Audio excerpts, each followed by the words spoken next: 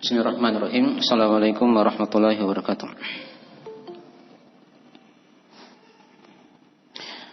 Innal hamdalillah nahmaduhu wa nasta'inuhu wa nastaghfiruh. Wa na'udzu billahi min shururi anfusina wa min sayyiati a'malina.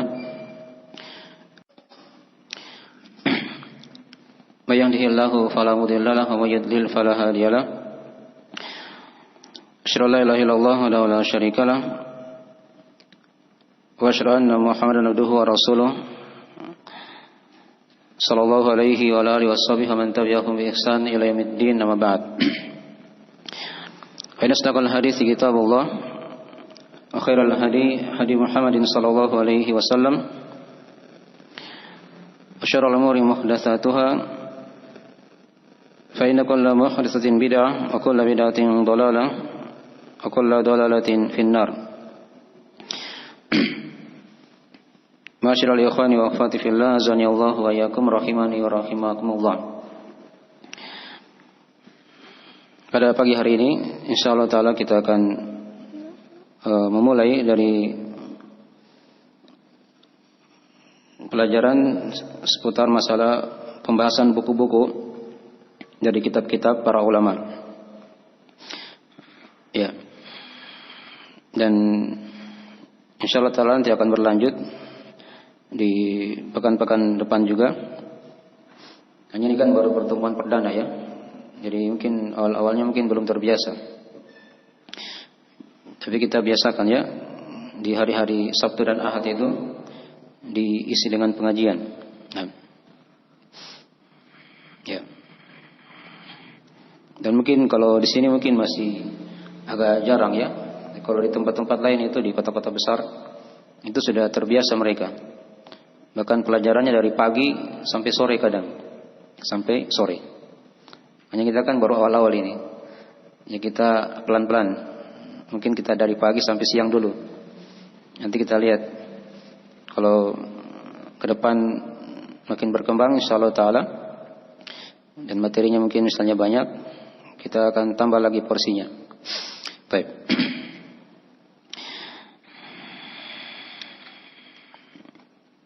Dan buku yang kita akan kaji di pertemuan pertama ini adalah buku seputar masalah adab dan keutamaan ilmu. Yes.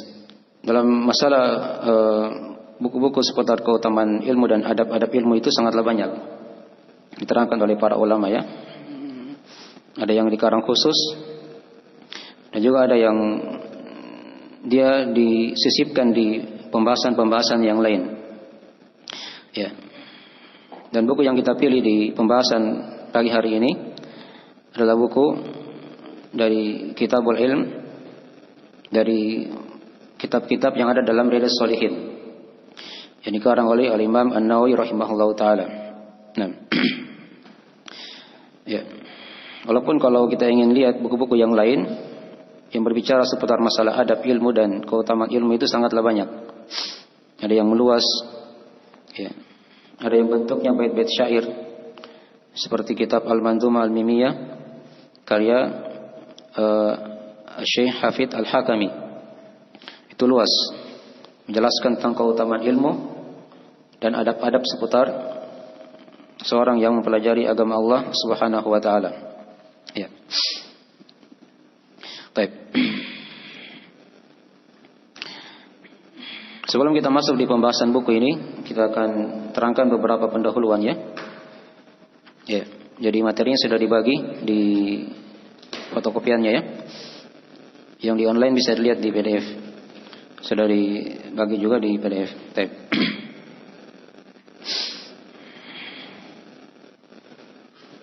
Dan pembahasan dari seorang mempelajari Kitabul Ilm seputar keutamaan ilmu itu ada manfaatnya. Diterangkan oleh para ulama, di antara manfaatnya yang pertama adalah agar seorang itu bisa punya motivasi dalam belajar. Ya. Punya semangat dalam mempelajari ilmu agama. Ini dari manfaat yang pertama, dari manfaat seorang mempelajari Kitabul Ilm. Ya. Karena diterangkan nanti keutamaan-keutamaan ilmu yang dengannya dia akan termotivasi bersemangat untuk mempelajari agama Allah Subhanahu wa taala. Ya. Kemudian yang kedua, dari manfaat juga seorang mempelajari kitabul ilm yang terdapat padanya dari keutamaan-keutamaan ilmu serta adab-adab ilmu adalah agar dia punya keistiqomahan dalam belajar agama, ya, dalam mempelajari agama Allah Subhanahu wa taala. Ini yang dituntut, ya. Karena kadang sebagian dari ikhwan atau akhwat kadang dia bersemangat ketika baru kenal dakwah saja. Ya, kenal dakwah semangat. Nah, belum menikah semangat. Ya. Pas setelah menikah punya anak itu turun semangatnya. Nah, lama kenal dakwah kadang sudah hilang dari majelis-majelis ilmu. Nah, ini kadang karena dia tidak tahu keutamaan ilmu. Keutamaan ilmu agama itu apa? Ya, itu pentingnya kita mempelajari dari kitab Al-Ilm ini, agar seorang punya keistiqomahan. Dan keistiqomahan ini dari hal yang dibutuhkan seorang hamba sampai dari akhir kehidupannya. Karena seorang mempelajari ilmu itu bukan hanya di awal-awal dia kenal dakwah saja. Kalau bahasa lainnya kan awal-awal dia hijrah. Bukan hanya di situ dia belajar ilmu agama, tapi sampai dia meninggal. Itu dari target seorang dalam kehidupan. Baik, diterangkan dalam biografi Imam Ahmad rahimahullah taala, ketika beliau di masa tuanya sudah penuh tinta, belipotan bajunya dengan tinta. Maka beliau ditanya oleh murid-muridnya, nah, sampai kapan kita bersama tinta? Bersama tinta menulis, ya, dari faedah ilmu. Maka beliau berucap dengan perkataan yang masyhur itu, ma'al mahbara ilal makbara, bersama tinta sampai di kuburan, sampai di kuburan. Dan orang-orang yang istiqomah dalam kehidupan itu diterangkan keutamaannya. Di antaranya tatkala mereka di sakaratul maut, diterangkan dalam Al-Qur'anul Karim, innal ladzina qalu rabbuna Allahu tsumma istaqamu tatanazzalu alaihimul malaikatu alla takhafu wa la tahzanu wa abshiru bil jannati allati kuntum tu'adun. Dan orang-orang yang istiqomah dia berkata, Rabb kami adalah Allah, kemudian dia istiqomah. Ini di akhir kehidupannya. Maka tatanazzalu alaihimul malaika, maka akan turun kepadanya para malaikat. Ini di akhir kehidupannya, di sakaratul maut.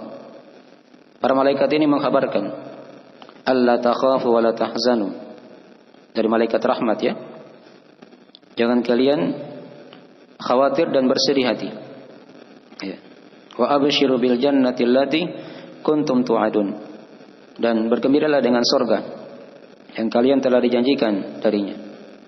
Nah, bagian di antara dari manfaat seorang mempelajari kitab Al-Ilm yang terdapat padanya keutamaan-keutamaan ilmu, agar dia punya keistiqomahan dalam belajar.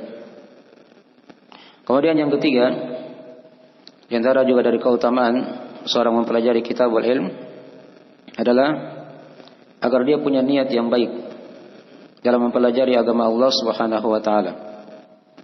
Ini niat dari hal yang sangat penting sekali. Ya. Dia niatkan hanya mencari wajah Allah. Dan nanti kita akan lewati hadis-hadis dalam kitabul ilm ini. Di hadis yang ke akhir-akhir nanti, hadis ke-16, penulis rahimahullah ta'ala akan bawakan satu hadis seputar pembahasan masalah niat dalam mempelajari ilmu agama. Dan diterangkan di situ ancaman orang-orang yang belajar hanya mengharap dunia saja. Ya. Mau belajar agama, cari dunia di situ. Ya.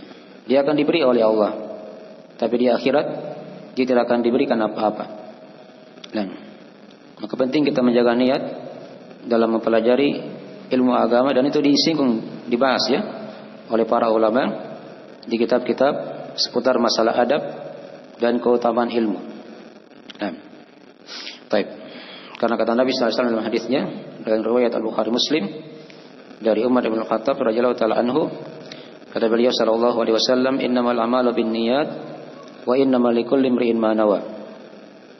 Sesungguhnya amalan-amalan itu tergantung oleh niatnya. Dan seorang akan mendapatkan balasan sesuai dengan apa yang dia niatkan. Ya. Dia niatkan mencari wajah Allah, maka dia akan dapatkan wajah Allah. Dia melihat wajah Allah pada hari kiamat nanti di padang mahsyar. Dia sebagai orang yang beriman, dan tatkala dia masuk ke surga Allah Subhanahu wa taala. Nah, kalau dia niatkan mencari dunia, Allah beri dia di dunia. Tapi di akhirat nanti dia tidak akan diberi apa-apa. Man kana yuridul hayata dunya wa zinataha nuwaffi ilaihim a'malahum fiha wa hum fiha la yubkhasun. Ulaika alladziina laysa lahum fil akhirati illa an-nar wa habita ma sana'u fiha wa batilu ma kanu ya'malun. Kata Allah, siapa yang menghendaki kehidupan dunia, dia beramal amalan agama, dicari dunia di situ. Maka kata Allah, nuwaffi ilaihim a'malahum fiha. Ya, kami akan penuhkan, kami akan berikan apa yang dia niatkan di situ. Wa hum fiha la yubkhasun, dan dia tidak akan dikurangi, dikasih apa yang dia mau dari niat dunia yang dia inginkan di situ. Ketika mempelajari agama Allah atau beribadah secara umum.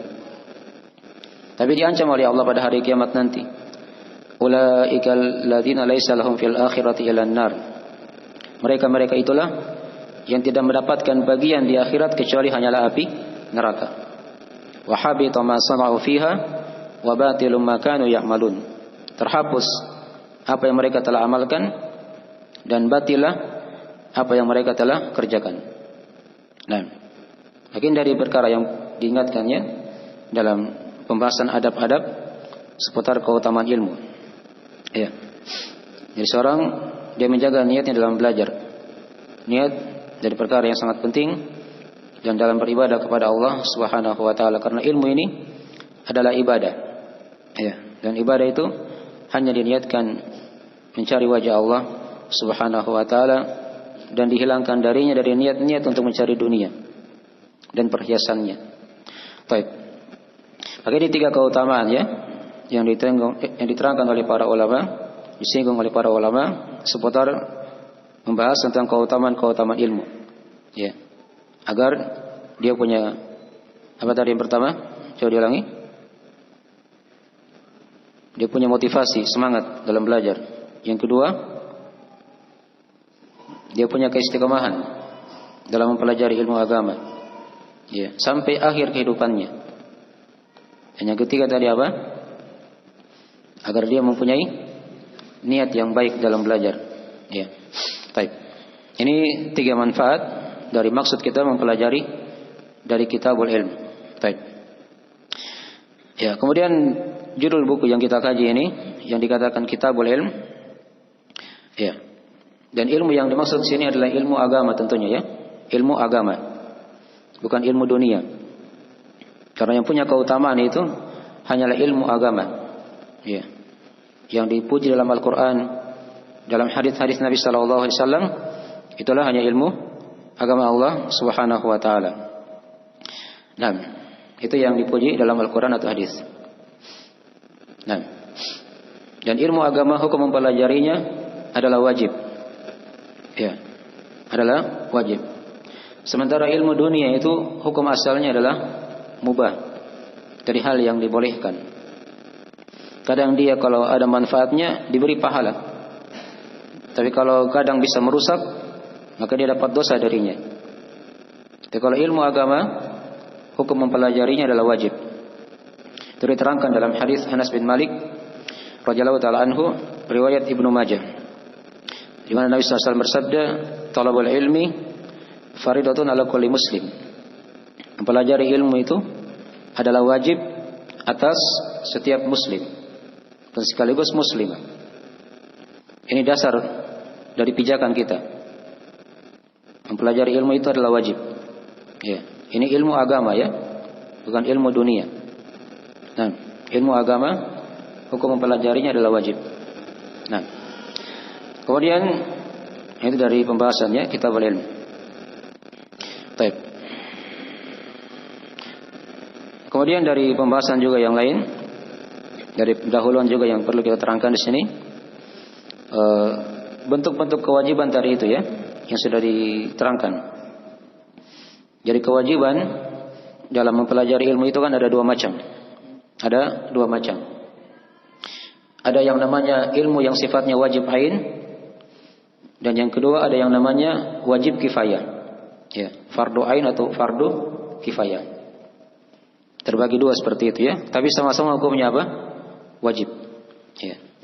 Apa saja itu ilmu yang dikatakan wajib ain, wajib kifayah? Ini penting kita ketahui ya. Dan yang sifatnya wajib ain itu, dia adalah ilmu yang seorang tidak boleh jahil darinya. Dia wajib mempelajarinya. Dia wajib mempelajarinya. Baik. Ini yang sifatnya wajib ain. Tidak boleh dia jahil di situ. Dia harus belajar. Tiap-tiap orang harus mengetahui ilmu tersebut. Karena kapan dia jahil, maka dia akan berdosa di situ. Dia akan berdosa darinya. Seperti contoh misalnya tentang masalah ilmu yang berkaitan dengan syahadat la ilaha illallah. Ya. Ini ilmu yang fardu ain dipelajari. Ya. Dia merupakan awal kewajiban kita dan merupakan akhir kewajiban kita. Nah, dan seorang ketika dia meninggal itu disesuaikan dengan keadaannya. Dia meninggal di atas kebiasaan yang dia berada di situ. Apa saja kita lihat ya dari manusia. Kalau dia orang-orang yang taat kepada Allah, dia akan diwafatkan di atas ketaatan.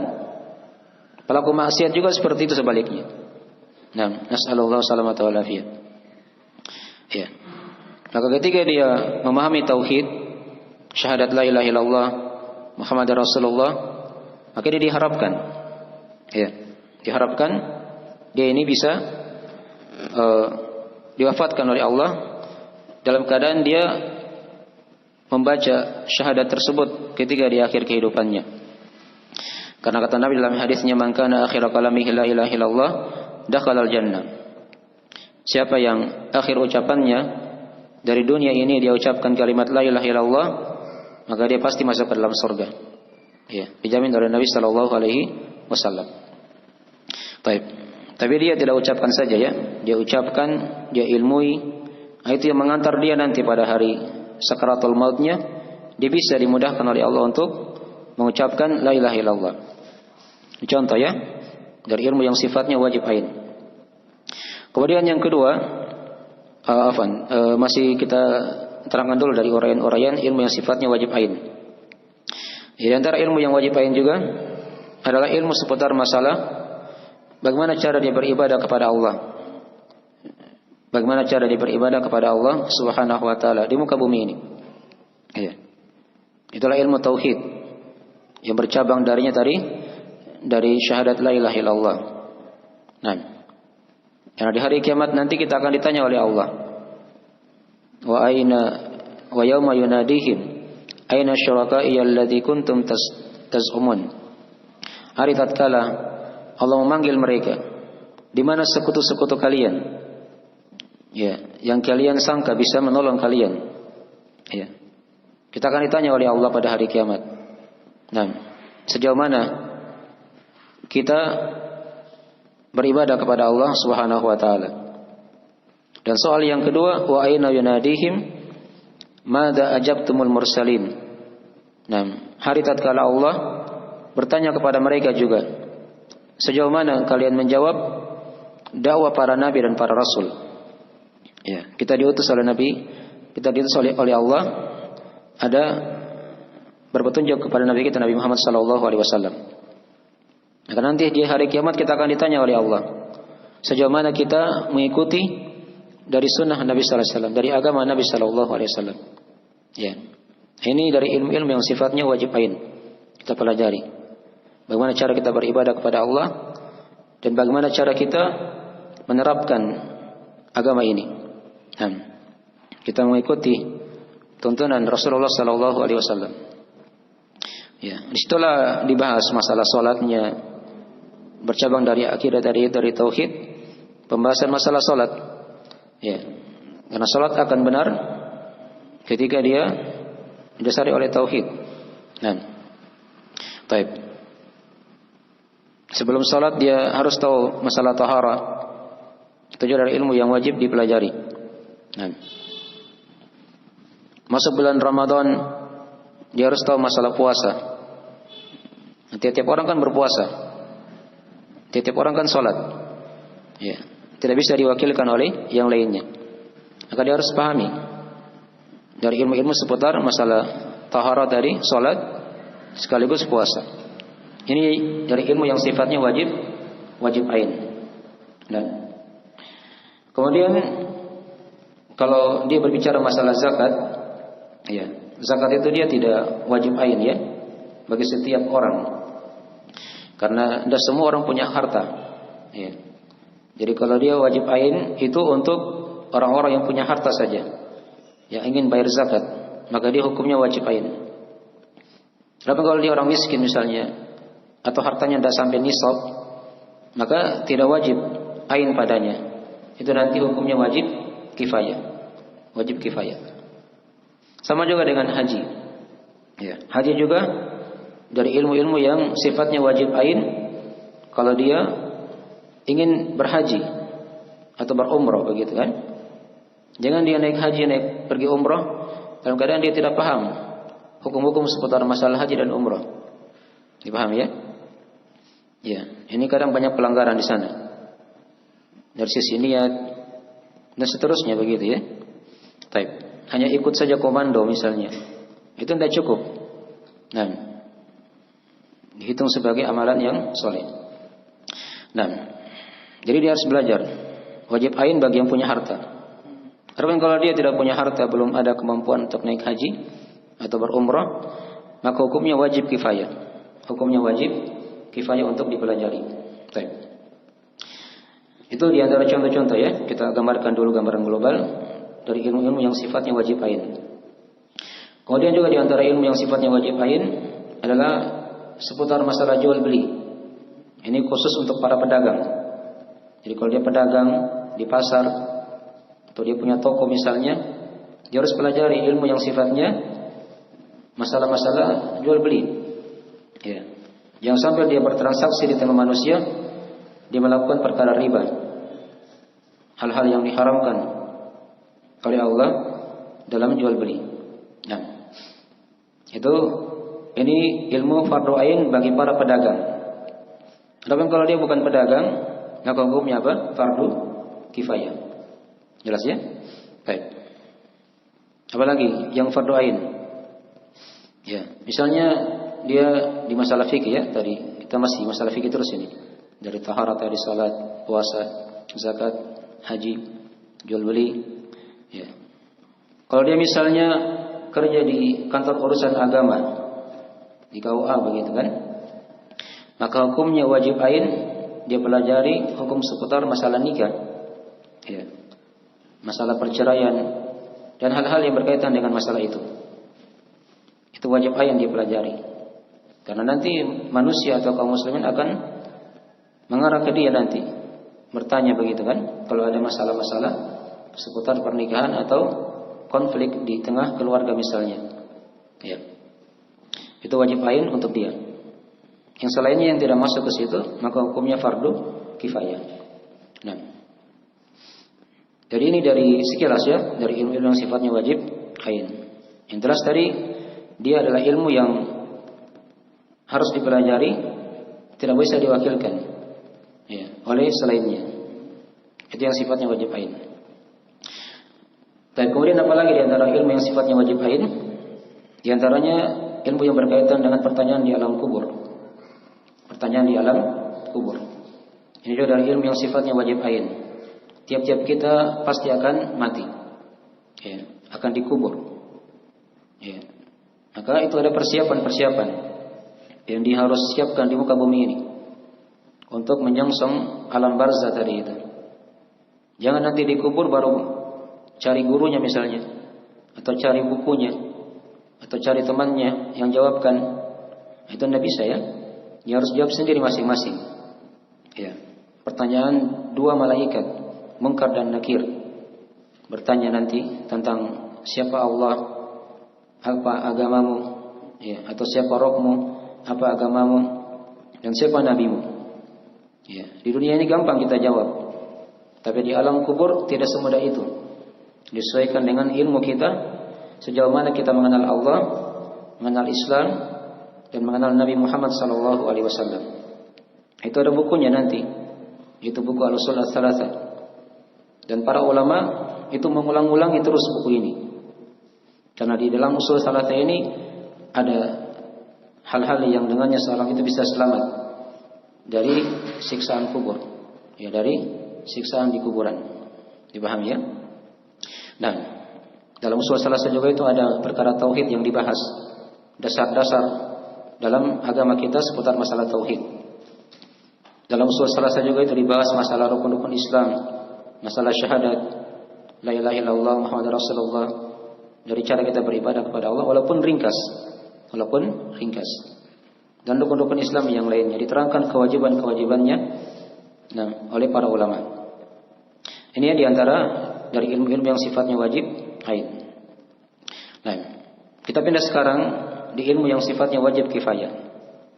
Jadi program kita di pembahasan buku di hari Sabtu ini, itu kita bahas ilmu-ilmu yang sifatnya wajib ain. Itu yang kita kejar dahulu ya. Ya. Dan metode ini sudah diajarkan oleh para guru kita, para ulama sebelumnya sudah berjalan. Hanya kita mungkin di sini baru. Ya, kita baru lihat model pelajaran seperti ini. Tapi di tempat-tempat lain itu sudah banyak diajarkan. Bahkan porsi mereka belajar itu lebih lama, dari pagi kadang sampai malam. Disiapkan waktu satu hari begitu ya. Tapi kita begitu sekarang baru pendahuluan ya. Kita jangan langsung satu kali sampai malam. Ya, kita pelan-pelan. Lihat kemampuan. Kalau mampu kita tambah lagi jamnya sedikit lagi sampai menjelang asar misalnya. Ke depan ya begitu. Kalau masih mampu kita tambah lagi sampai maghrib. Kalau masih mampu lagi, ya tambah sampai apa? Sampai Isya. Ya. Kita bertahap. Ya. Yang jelas ilmu agama itu sangatlah luas. Butuh waktu kita belajar. Nah, baik. Jadi itu dari sasaran kita ya, dari program pembahasan buku di hari Sabtu itu. Dan memang kalau seorang diajak untuk mempelajari buku, ya itu kadang memang tidak terlalu banyak yang suka. Kalau masalah buku yang dibahas ya, ya. Karena itu memang kalau kaji buku itu memang berat. Betul dia pahami isi buku itu, pemahamannya bagaimana. Ya beda kalau materinya tematik, cara melepas itu kadang gampang, ya luas, longgar. Tapi kalau dia masalah buku, ini dari hal yang harusnya ditekankan. Disitulah letak ilmu seorang. Kalau dia paham buku-buku para ulama, disitulah pokok-pokok ilmunya yang harusnya dia bangun agama dari situ. Baik. Itu sekilas tentang ilmu yang sifatnya wajib ain tadi ya. Kemudian yang kedua, ada yang sifatnya wajib kifayah. Ya. Ini ilmu yang kedua tadi ya. Sifatnya wajib juga tapi dia wajib kifayah. Apa itu wajib kifayah? Diterangkan oleh para ulama, wajib kifayah itu kalau dia bentuknya ilmu-ilmu, ketika sudah ada yang belajar di situ di jumlah yang cukup, maka gugurlah kewajiban bagi yang lainnya. Boleh untuk tidak belajar, boleh untuk tidak apa? Belajar. Tapi dia wajib pada sebagian orang yang mampu untuk mempelajarinya. Itu ilmu yang sifatnya wajib kifayah. Jika saudara yang belajar di situ, yang mempelajarinya di kadar jumlah yang cukup, maka gugurlah kewajiban bagi yang lain untuk tidak belajar. Tapi sebagai contoh misalnya ya, jadi ilmu yang sifatnya wajib kifayah seperti ilmu bahasa Arab. Ya. Ini kadang biasanya di ilmu-ilmu alat. Di ilmu-ilmu apa? Alat. Ya, seperti bahasa Arab. Ini kan ilmu alat untuk membaca kitab kundul. Ini hukumnya wajib kifayah. Ya, tidak bisa diwajibkan tiap-tiap orang ya. Karena tidak semua orang bisa memahami bahasa Arab. Ya, dia bukan bahasa kita, tapi bahasa luar sana. Tapi kalau dia jujur dalam belajar, Allah akan mudahkan dia dalam mempelajari bahasa Arab tersebut. Dipahami ya? Baik. Itu alat untuk memahami dari kitab-kitab para ulama. Bahkan itu merupakan pintu untuk segala cabang-cabang ilmu yang lainnya. Dari ilmu akidahnya, ilmu fikihnya, ilmu tafsirnya, ilmu hadisnya. Ya. Itu kalau dia paham bahasa Arab, akan mudah dia belajar. Akan mudah dia apa? Dia belajar. Nah, tapi dia sifatnya wajib kifayah, bukan dari hal yang sifatnya wajib ain. Baik. Apalagi yang sifatnya wajib kifayah, seperti ilmu tajwid. Ya. Tajwid juga dia sifatnya wajib kifayah, bukan wajib ain. Mendalami ilmu tajwid, hukum-hukumnya itu wajib kifayah ya. Tapi kata para ulama, beramal dengan tajwid ketika membaca Al-Quran itu hukumnya wajib ain. Hukumnya wajib ain. Ya. Baik. Kan kita kan diperintah dalam Al-Quran oleh Allah, warattilil Qur'ana tartila. Dan bacalah Al-Quran itu dengan tartil, dengan tajwid, kata Ali bin Abi Thalib. Ya. Asal perintah bermakna wajib. Kita baca Al-Quran dengan tajwid yang benar. Ya. Sekarang bagaimana caranya kita bisa paham tajwid? Nah, kita belajar ilmu tajwid tadi itu. Walaupun dia sifatnya wajib kifayah menurut pendapat mayoritas ulama. Ya. Menurut pendapat kebanyakan para ulama. Karena kadang orang ada yang bisa baca Al-Quran walaupun dia tidak belajar ilmu tajwid. Ada ya? Ya. Siapa itu? Yang bisa beri contoh? Bisa baca Al-Quran dengan bagus, dia tidak belajar ilmu tajwid.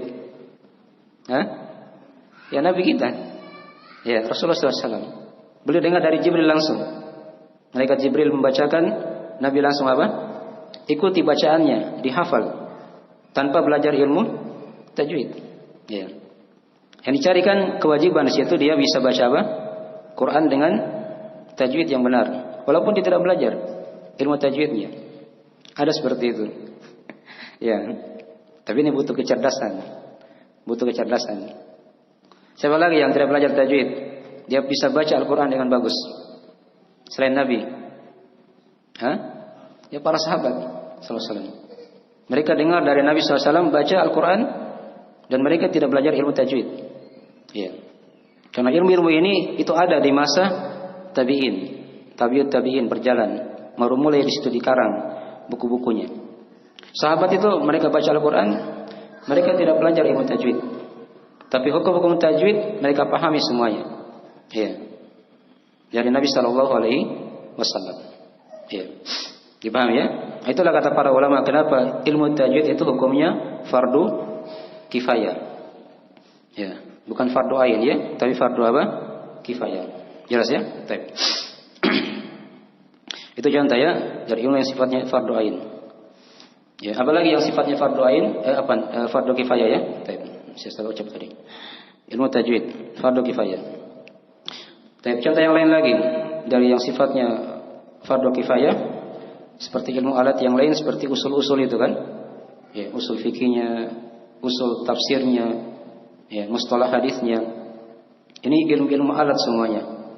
Kalau usul fikih dia belajar untuk memahami cara berdalilkan dalam agama, cara pakai ayat atau hadis bagaimana. Ya. Dan sekaligus agar dia bisa pahami ilmu fikih. Ya. Dia belajar usul fikih. Kalau usul tafsir, dia belajar untuk bisa memahami ilmu apa? Tafsir. Ya. Kalau mustalah hadis, dia belajar agar bisa memahami ilmu hadis. Ini usul-usulnya dipelajari di situ ya di fardu kifayah. Di fardu kifayah. Ya, sekali lagi ini bukan fardu ain ya. Karena semua orang bisa memahami usul fikih atau usul tadi itu yang dia merupakan ilmu-ilmu apa? Alat. Baik. Jadi sekilas ya tentang contoh-contoh sebagian contoh dari ilmu itu. Ya. Nah.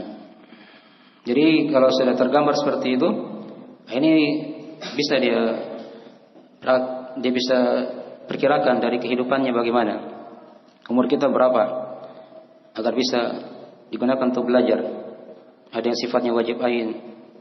Kalau dia bisa masih ada lagi dia bisa kejar fardu kifayah. Ya, ini butuh waktu ya. Tapi para ulama telah mengarang buku-buku dalam masalah ini ya, dasar-dasar agar kita bisa memahami dari ilmu-ilmu tersebut. Karena usia kita, umur kita ini kalau dipakai untuk belajar, walaupun dia sampai 1000 tahun, itu dia tidak akan bisa untuk menghabiskan ilmu agama Allah Subhanahu wa taala.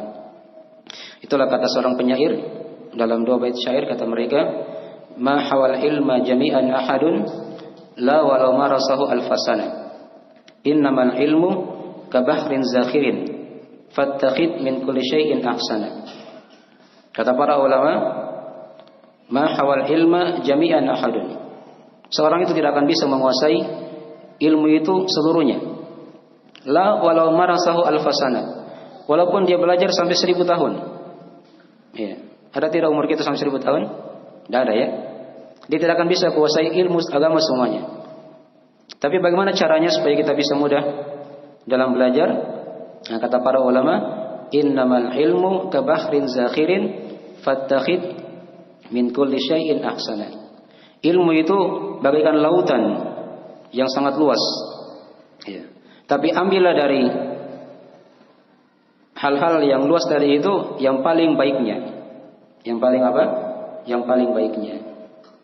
Ya, itulah yang dikarang oleh para ulama ya, buku-buku ringkas, dasar-dasar pijakan dalam memahami ilmu agama. Semua sekarang sudah ada bukunya.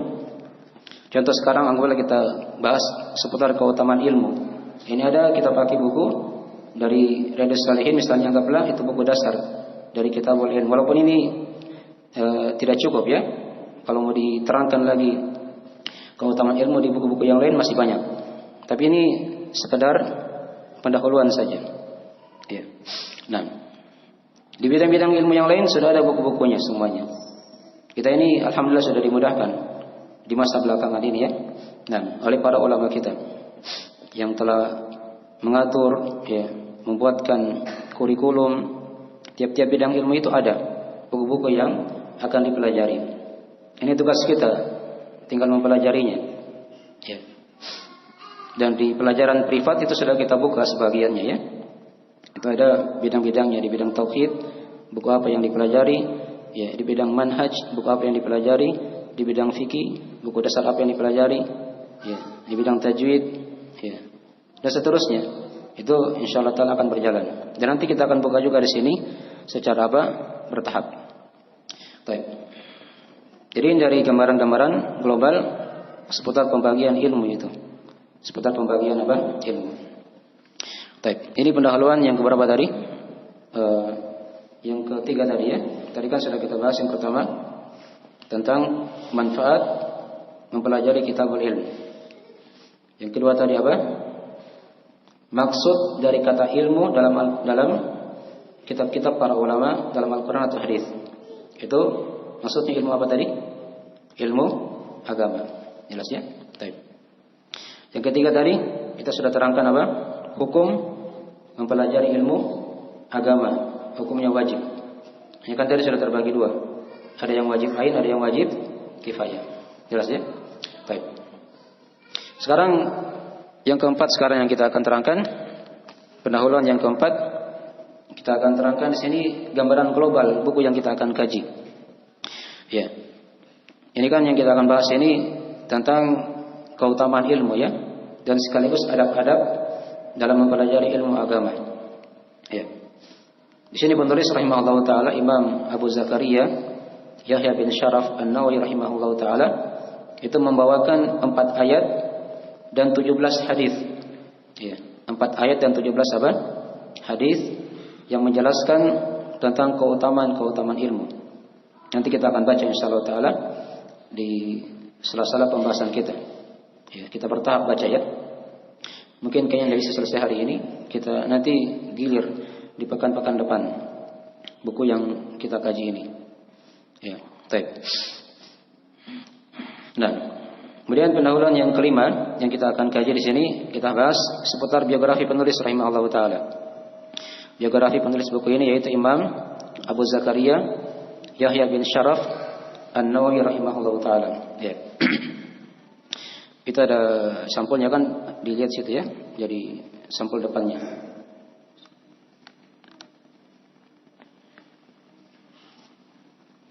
Yaitu nama beliau Yahya bin Syaraf. Ya, Yahya bin Syaraf ya. Abu Zakaria panggilannya. Ya, dan dikenalnya dengan Imam An-Nawawi. Sekarang ini dari ulama yang masyhur ya, dikenal di negeri kita. Karena beliau memang mazhabnya mazhab Syafi'i dalam bidang fikih. Baik. An-Nawawi ini dia nisbah kepada nama desa beliau ya di Damaskus ketika itu yang bernama Desa Nawa. Desa apa? Nawa. Dan itu biasa para ulama ya seperti itu. Kadang dia nisbah kepada desanya, tanah kelahirannya, kadang sukunya, gitu ya. Kadang negerinya. Itu macam-macam ya nisbahnya. Ya. Kadang dia nisbah kepada madhabnya misalnya Syafi'i misalnya kan, atau Hambali, ya, atau Maliki, gitu ya. Itu dari hal yang sudah berjalan dari masa dahulu kala. Dari masa dahulu kala. Baik. Imam Nawawi ini dari ulama yang hidup di abad ke-7 Hijriah. Di abad ke-7 Hijriah. Situ kan ada tahun kelahirannya ya, 631 Hijriah dan wafat 676 Hijriah. Jadi dia hidup di abad ke-7 Hijriah. Ini Imam An-Nawawi rahimahullah taala. Baik. Umurnya tidak terlalu panjang ya. Beliau hanya berumur 45 tahun saja. 45 tahun. Ya mungkin di sini ada yang sampai 40 tahun sudah. Ya. Tapi tidak bisa dibandingkan dengan Imam An-Nawawi rahimahullah taala. Ya. Beliau ini kalau mau dibilang bisa ahli dalam segala bidang. Dalam segala apa? Segala bidang. Ya. Di bidang ilmu beliau punya karangan-karangan yang sangat banyak. Ya di antaranya buku yang dikaji oleh kaum muslimin itu ya, buku Riyadhus Shalihin. Itu dikarang oleh beliau dengan menggabungkan berbagai macam bidang-bidang ilmu di situ. Dari ilmu akidahnya, dari ilmu fikihnya, dari ilmu adabnya. Ya. Ada semua dalam Riyadhus Shalihin. Dalam kitab ilmu juga ini yang kita bahas sekarang ya. Dari adab-adab seputar ilmu dan keutamaan ilmu. Baik. Akhirnya dari biografi ringkas dari Imam An-Nawawi rahimahullah taala. Sekian tidak bisa kita terangkan lebih panjang ya. Kita hanya singgung karena beliau dari ulama yang sudah dikenal dalam kaum muslimin, di kalangan kaum muslimin secara umum seperti itu. Baik. Ini sudah cukup ya. Terkenalnya beliau itu sudah cukup menunjukkan akan ilmu yang dia bawa. Baik. Sekarang itu dulu ini sesi pertama yang bisa kita terangkan. Kita tanya jawab sedikit sebelum kita masuk ke sesi yang kedua. Ada yang ditanyakan dari pelajaran kita tunggu. Nah.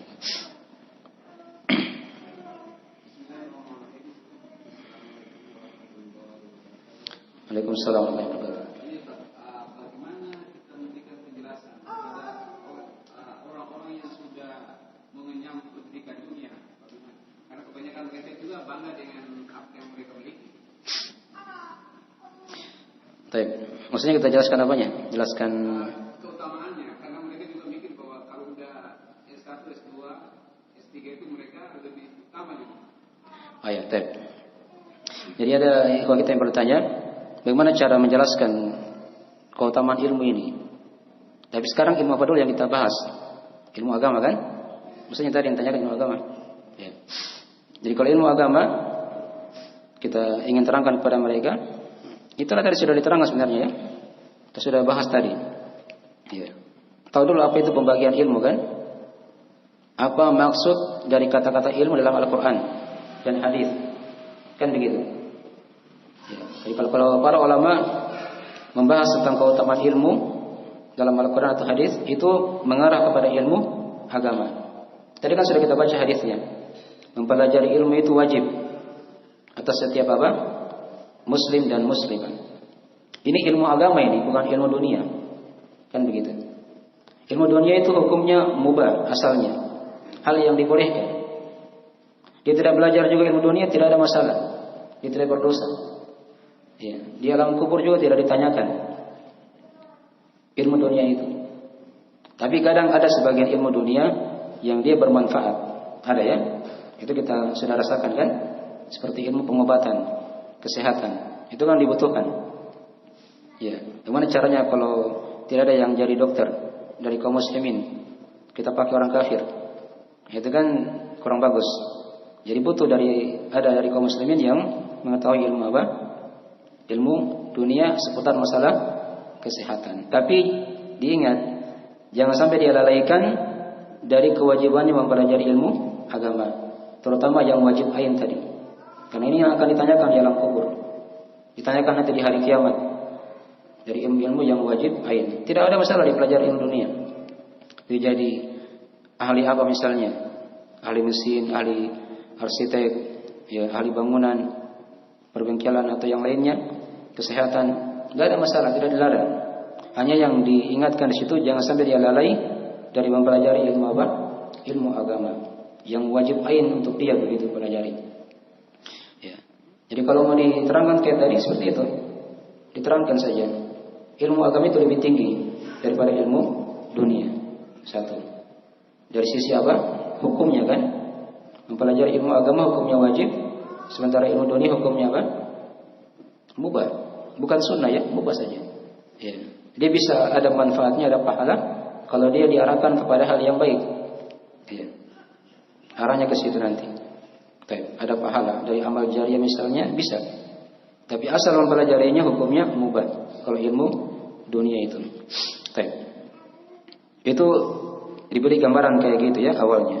Kemudian metode yang kedua, dibacakan padanya ayat-ayat dan hadis yang kita akan kaji nanti ya, seputar keutamaan apa? Keutamaan ilmu. Itu caranya seperti itu, kita bacakan kepada mereka ayat-ayat dan hadis seputar keutamaan ilmu agama. Seputar keutamaan ilmu agama. Jelas itu ya? Itu diantara dasar-dasar yang bisa diterangkan tadi ya. Mudah-mudahan bisa dibantu dalam hal yang ditanyakan tadi. Baik. Yang lain?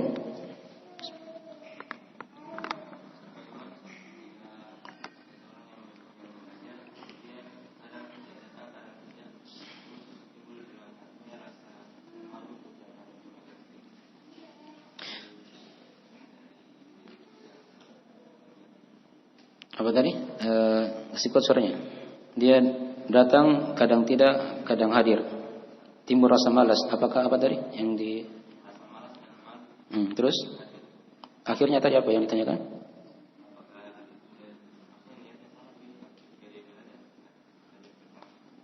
Oh ya, apakah niatnya sudah salah? Ya ini banyak di kita begini seperti ini ya. Baik. Ya, hadir di majelis.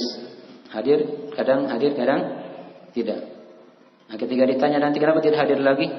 Oh, sudah jauh pelajarannya. Saya tidak bisa lagi kejar. Ya. Apakah itu bisa kadang menunjukkan niatnya kurang bagus? Nah, tidak seperti itu ya kita hukumi orang. Orang itu kan banyak udurnya. Kalau dia sudah punya keluarga kan, itu kita banyak berikan udur saja. Seperti itu. Banyak berikan alasan-alasan. Ya. Tapi harusnya dalam melihat kondisi seperti itu, ya kita jangan juga mau menang sendiri misalnya. Ya sudah, kalau ketinggalan jauh sudah lepas saja. Ya, kita urus saja yang ikut sekarang, enggak. Kita carikan jalan juga ya. Kita carikan jalan. Di antara jalannya kayak seperti metode kita tempuh pada hari ini. Ini metode ini untuk, sebenarnya materinya materi privat ini ya, materi privat.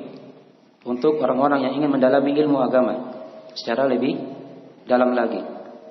Bukan sekadar hanya hadir, ya, tematik, dengar, datang, pulang begitu, enggak. Tapi diharapkan di sini ada faedah ilmu yang dia ambil. Ada tulisan yang dia tulis, yang nanti dia akan amalkan. Begitu ya. Jadi tadi itu ya, bisa dihukumi langsung ya. Maksudnya niatnya salah. Baik. Jadi itulah tadi kita sengaja kadang buatkan pelajaran privat, ya, baik di majelis khusus atau majelis umum kayak seperti ini, agar seorang itu tidak terlambat dalam belajar, ya, tidak terlambat dalam belajar. Dan kadang itu butuh kita pacu diri di sini ya, butuh kita siapkan waktu, ya. Kalau misalnya anggaplah ini program bisa jalan, kita siapkan waktu satu hari misalnya di hari Sabtu seperti ini, khusus untuk pelajaran seputar buku-buku, ya, pembahasan buku-buku. Itu dia siapkan waktunya. Masa Anda bisa siapkan waktu? Dunia saja bisa diatur dari hari apa? Senin sampai apa? Jumat misalnya. Masa Anda bisa siapkan waktu 3 jam di hari Sabtu misalnya, ya, untuk mempelajari ilmu agama? Itu diatur begitu ya. Jangan sampai dunia besar dalam hati kita, sementara agama itu akhirat kecil sekali. Nah, baik. Karena nanti kita akan kembali di akhirat kepada Allah Subhanahu wa taala. Baik. Di belakang ditanyakan, kalau ada yang tanyakan bisa ditulis.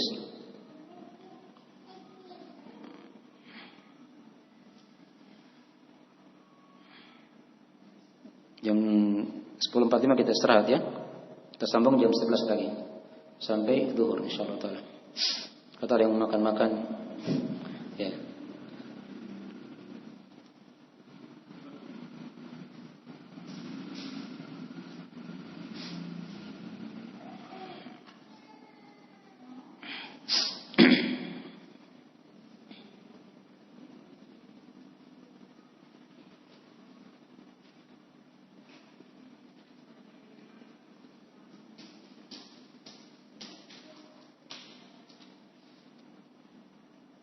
Ya sudah ada, kita istirahat saja kalau tidak ada. Kita masuk nanti sesi yang kedua setelah kita istirahat sedikit ya. Jam sekitaran jam 11 atau kurang daripada itu insyaallah taala. Bisa istirahatnya 10 menit atau 15 menit. Atau ada yang mau ke belakang, kita istirahat dulu. Jadi kita belajarnya santai ya, belajarnya santai. Ya. Nah. Baik.